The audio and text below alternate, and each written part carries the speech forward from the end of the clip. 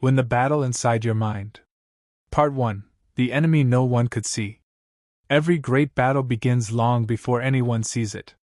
Before the victory. Before the applause. Before the success. There is always an invisible fight. A fight inside the human mind.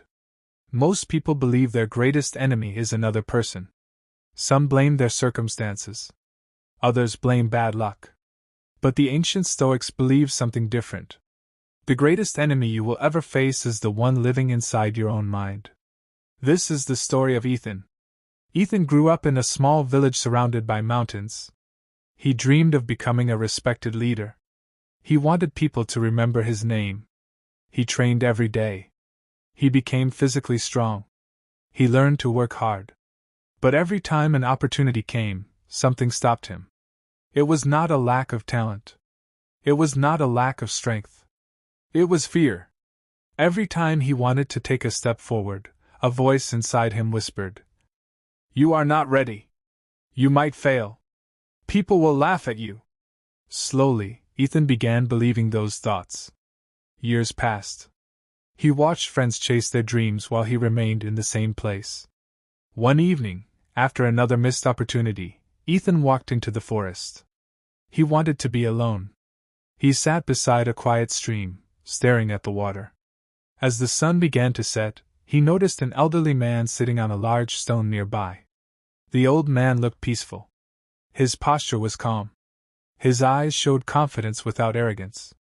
Ethan asked, "How can someone remain so calm when life is full of uncertainty?"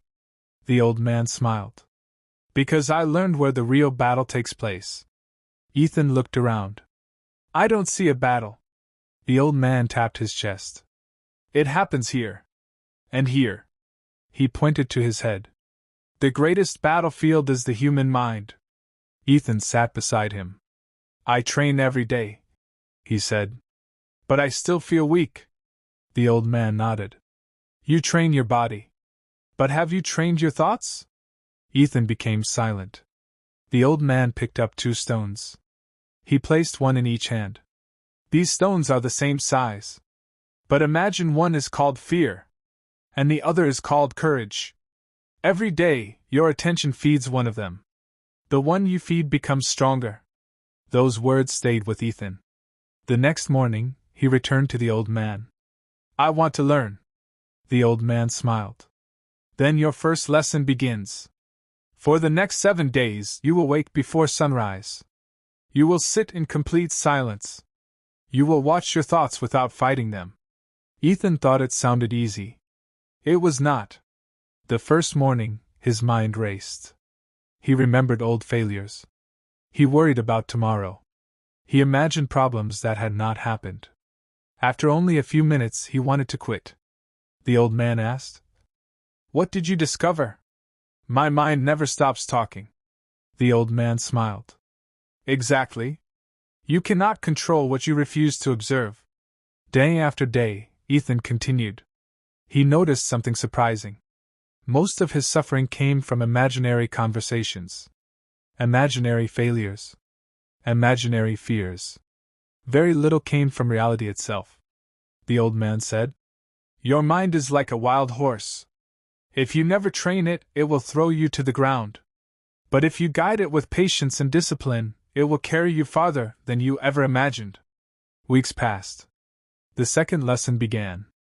The old man handed Ethan a heavy bucket filled with water. "Carry this to the top of the hill." Ethan started walking. People laughed as he struggled. Some mocked him. Some told him to give up. His first instinct was to answer them. But every time he looked away from the path, water spilled from the bucket. When he finally reached the top, only half the water remained. The old man asked, "What did you learn?" Ethan answered, "Every time I focused on other people's opinions, I lost sight of my purpose." The old man nodded. "Exactly. If you spend your life reacting to every voice around you, you will never reach your destination." Months passed. Ethan became stronger. Not only in his body. In his mind. One day, he faced his first true test. The village held a competition to choose a new leader. Years earlier, Ethan would never have entered. Fear would have stopped him. This time, he stepped forward. As expected, people doubted him. Some laughed. Others whispered that he would fail. Ethan heard every word. But instead of listening to their voices, he remembered the old man's lesson. The loudest voice should be your own discipline. He took a deep breath. He stood tall. He gave everything he had. Whether he won or lost no longer mattered as much as one thing. He had finally defeated the voice that kept him trapped for years. And that was the beginning of a far greater victory. Because the first battle was never against the competition. It was against the fear inside his own mind. Remember this. Every dream begins with a decision. Every decision begins with a thought. And every thought shapes the person you become. If you learn to master your thoughts, you begin to master your life. The battle inside your mind is real. Fight it with discipline. Fight it with patience. Fight it with courage. Because when you win the battle inside your mind, you become capable of winning the battles outside it. In Part 2, Ethan will face betrayal, failure, and temptation, discovering deeper Stoic principles that make his mind truly unbreakable. Win the battle inside your mind, Part 2. Imagine waking up one morning and realizing that the loudest voice in your life isn't your family, your friends, or your critics. It's your own mind. For months, Daniel had been fighting a silent war. No one could see it. To the outside world, he smiled, worked, and laughed. But inside, fear ruled every decision. Every morning, his mind whispered, "You're not good enough. You'll fail again. Why even try?" One evening, after another exhausting day, Daniel walked to the top of a quiet hill overlooking his town. The sun was setting, painting the sky in shades of gold and crimson. An elderly man sat alone on a wooden bench, watching the horizon without saying a word. Daniel sat beside him. After several minutes of silence, the old man finally spoke. "Tell me," he asked, "who has defeated you?" Daniel thought about the people who had betrayed him, the opportunities he had lost, and the hardships he had faced. "They did," Daniel answered. The old man slowly shook his head.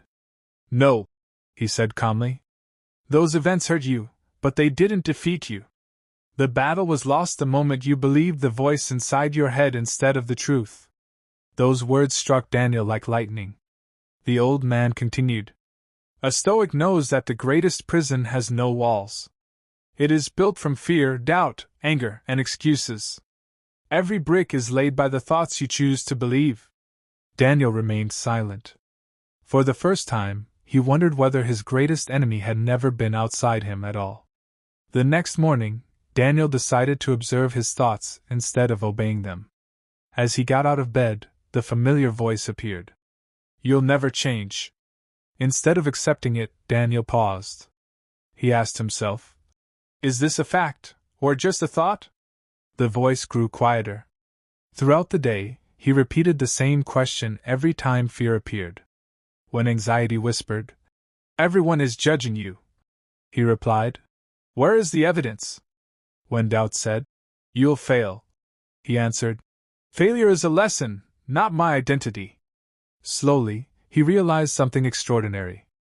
Thoughts are not commands. They are only suggestions. Marcus Aurelius wrote that our lives are shaped by our thoughts. If that is true, then every negative thought accepted without question becomes another chain around the mind.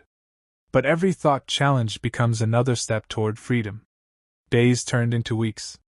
Daniel began training his mind the way a warrior trains his body. Each morning he woke before sunrise. He sat quietly for 10 minutes. No phone. No distractions. Just silence. At first, the silence felt uncomfortable. His mind raced with unfinished conversations, old regrets, embarrassing memories, and imagined disasters. But instead of running away, he stayed. Little by little, he learned that peace does not come from controlling the world. Peace comes from controlling your response.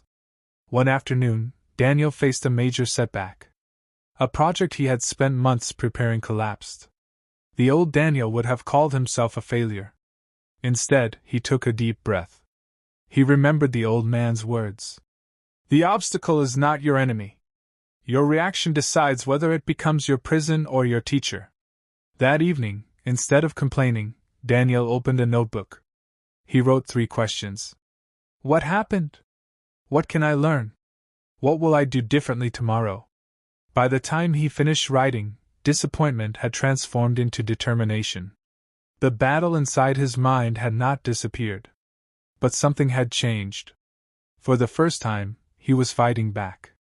And every small victory over his thoughts made him stronger than any victory over another person. This is the secret the Stoics understood centuries ago. You cannot stop fear from knocking. You cannot stop pain from arriving. You cannot prevent people from criticizing you. But you can decide who controls your mind. Every day presents a choice. Will you believe your fear? Or will you believe your purpose? The strongest person in the room is not always the loudest. It is often the one who has mastered the conversation taking place inside their own mind. Daniel's journey was only beginning, but he now understood a truth that would change the rest of his life. The greatest victory is never over another person. It is over the version of yourself that wants to surrender. When the battle inside your mind, Part 3. 3 months had passed since Daniel made the decision to stop believing every thought that entered his mind.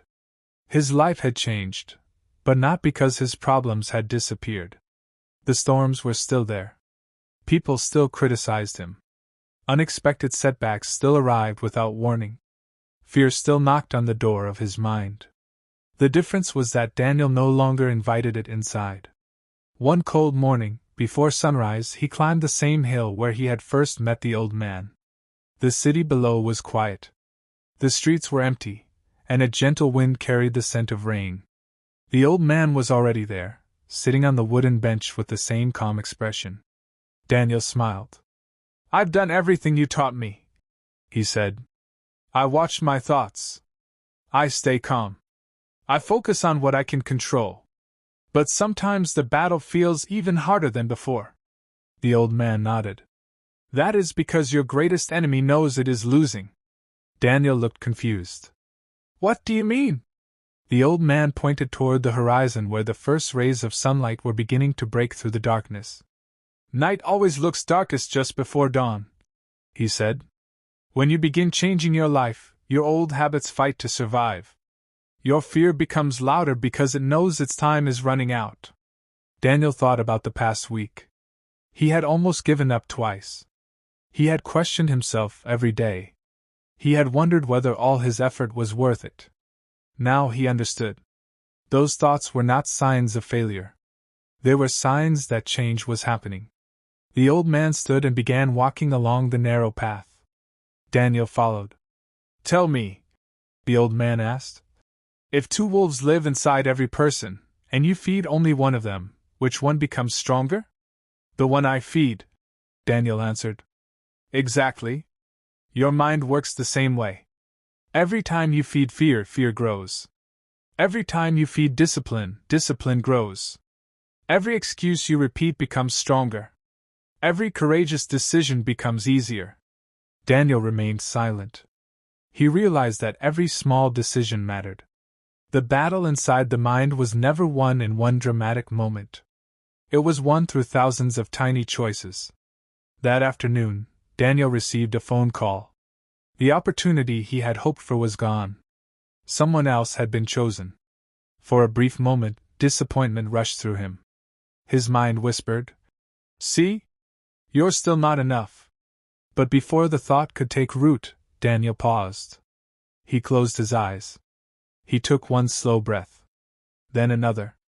Instead of asking, "Why does this always happen to me?" he asked, "What is this teaching me?"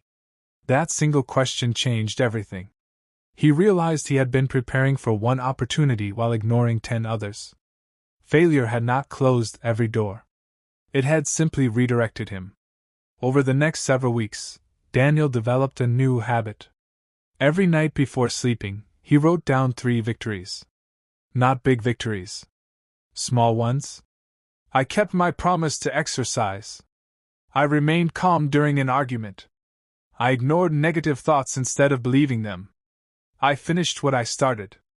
At first, those victories seemed insignificant. But after 30 days, he filled an entire notebook. Looking back, he noticed something remarkable. Confidence had not arrived because someone praised him. Confidence had grown because he kept promises to himself. That is how true confidence is built. Not by waiting to feel fearless, but by acting despite fear. One afternoon, Daniel met a young man sitting alone in a park. The young man looked defeated. "I've failed too many times," he said. "Maybe I'm just not meant for success." Daniel smiled because those words sounded familiar. Months earlier, he had spoken those same words. He sat beside the young man and asked one question. "Who told you that one failure defines your future?" The young man remained silent. Daniel continued. "Every tree you see around you survived storms before it grew tall. Gold becomes valuable only after passing through fire. Diamonds are formed under pressure. Why should your life be any different?" The young man's eyes filled with hope. For the first time, Daniel understood something powerful. The battles we overcome become the wisdom we can give to others. His suffering had not been wasted. It had become his strength. As the seasons changed, Daniel's life slowly transformed. He became calmer, more disciplined, more patient. People began asking him how he remained so peaceful during difficult situations. They assumed life had become easy. They were wrong. Life was still difficult. The difference was that Daniel had stopped fighting reality. Instead, he learned to master himself. One evening, he returned to the hill again. The old man looked at him and smiled. "You've become stronger." Daniel shook his head. "No," he replied softly. "The challenges are still strong. I've simply stopped running from them." The old man laughed. "Now you finally understand. The strongest warrior is not the one who never feels fear. It is the one who refuses to let fear make his decisions." Daniel looked toward the setting sun. He remembered the frightened man he used to be. The man who believed every negative thought.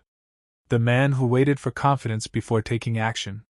The man who blamed the world for his pain. That version of himself was slowly disappearing. In his place stood someone new. Someone who understood that the greatest battlefield is not found in cities, nations, or history books. It exists inside every human heart. And every morning, each person must decide which voice will lead the day. The voice of fear. Or the voice of courage. The voice of excuses. Or the voice of discipline. The voice of comfort. Or the voice of growth. Daniel smiled as the first stars appeared in the evening sky. He knew the battle inside his mind would never completely end. But he was no longer afraid of the fight. Because he had discovered the greatest Stoic secret of all. A peaceful mind is not given to you. It is built, one thought, one decision, and one courageous step at a time. And that quiet victory inside yourself is the beginning cinematic continuation, introducing Daniel's biggest test yet and building the story toward a powerful, emotional conclusion. When the Battle Inside Your Mind, Part 4. A year had passed since Daniel first climbed the lonely hill, carrying a heart weighed down by fear and self-doubt. The man who now walked that same path looked different. Not because he had become rich. Not because life had suddenly become easy. But because something far more valuable had changed. His mind no longer controlled him. He had learned to control it. One crisp morning, as the sun slowly rose above the mountains, Daniel noticed something unusual. The old wooden bench where he had met the wise mentor was empty. For the first time, the old man was nowhere to be found. Daniel waited. An hour passed. Then another. Finally, he noticed a folded letter resting on the bench. His hands trembled as he opened it. Inside were only a few simple words. "If you are reading this, it means you no longer need me. The teacher's purpose is not to create followers but to create leaders. Your greatest lesson begins today." Daniel read the letter again. His mentor was gone. At first, he felt abandoned. Questions raced through his mind. What if I fail without him? What if I forget everything he taught me? What if the old fears return? Then he remembered one of the mentor's first lessons. You are not your thoughts. Daniel closed his eyes and smiled. The battle had returned. But this time, he knew exactly how to fight it. A few weeks later, Daniel was offered the biggest opportunity of his life. He was invited to lead a team on an important project that could change his future forever. Everyone congratulated him. Everyone believed he was ready. Everyone except Daniel. Late that night, he sat alone in his room. The familiar voice returned. You'll disappoint everyone. You're not a real leader. They'll discover you're not good enough. For a moment, his heart beat faster. The fear felt real. Then he picked up the notebook he had been writing in for months. He turned to the very first page. There he saw entries from the darkest days of his life. I survived another difficult day. I chose courage instead of excuses. I stayed calm when I wanted to quit. As he flipped through the pages, he realized something. Each page was proof that he had already defeated challenges that once seemed impossible. He wasn't beginning from nothing. He was standing on the foundation of hundreds of small victories. The next morning, Daniel accepted the responsibility. The first weeks were difficult. Some team members doubted him. Others questioned his decisions. Mistakes happened. Deadlines were missed. Old emotions tried to return. Anger whispered. Pride demanded revenge. Fear suggested quitting. But Daniel had learned that emotions are visitors. They knock on the door, but they do not have to become permanent residents. Instead of reacting immediately, he paused. He listened. He reflected. Then he responded with wisdom instead of impulse. Slowly, the atmosphere around him changed. People who once resisted him began to trust him. Not because he was perfect, but because he remained calm when everyone else was panicking. One afternoon, a young employee approached Daniel after a difficult meeting. How do you stay so calm? She asked. I would have lost my temper. Daniel smiled. There was a time when I would have done exactly the same. So what changed? She asked. Daniel looked out of the window before answering. I stopped trying to control other people. I started controlling myself. Those words stayed with her. Months passed, and the project succeeded beyond anyone's expectations. People celebrated the results. They praised Daniel's leadership. They called him strong. But Daniel knew the truth.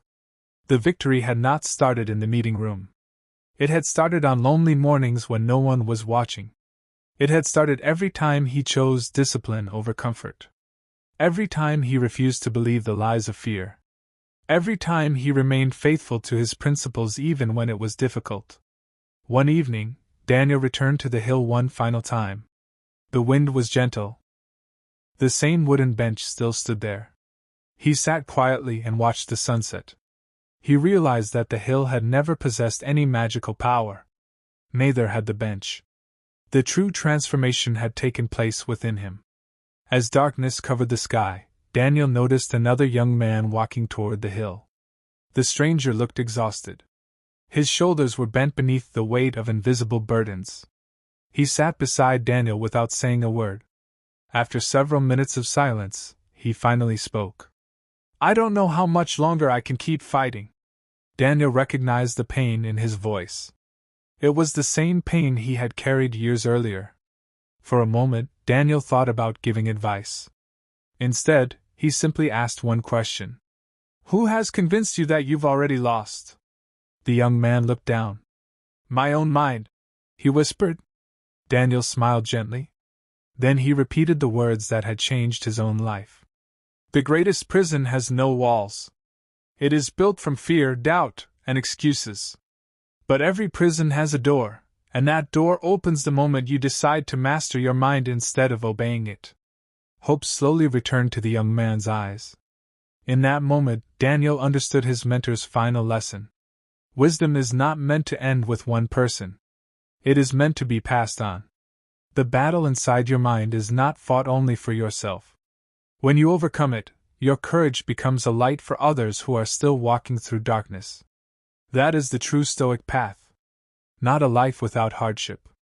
Not a life without fear, but a life where character is stronger than circumstance, where discipline is louder than excuses, where purpose is greater than comfort. Every sunrise brings a new battle. Every setback offers a new lesson. Every decision shapes the person you are becoming. The world may never notice the silent victories you win inside your mind, but those victories will determine every visible success that follows. So when fear speaks tomorrow, let courage answer. When doubt whispers, let discipline respond. When comfort calls, choose growth. Because the greatest triumph you will ever achieve is not defeating another person. It is becoming the master of your own mind. And once you win that battle, no obstacle, no criticism, and no failure can truly defeat you. For the person who has conquered the mind has already discovered the deepest form of freedom, and that freedom can never be taken away.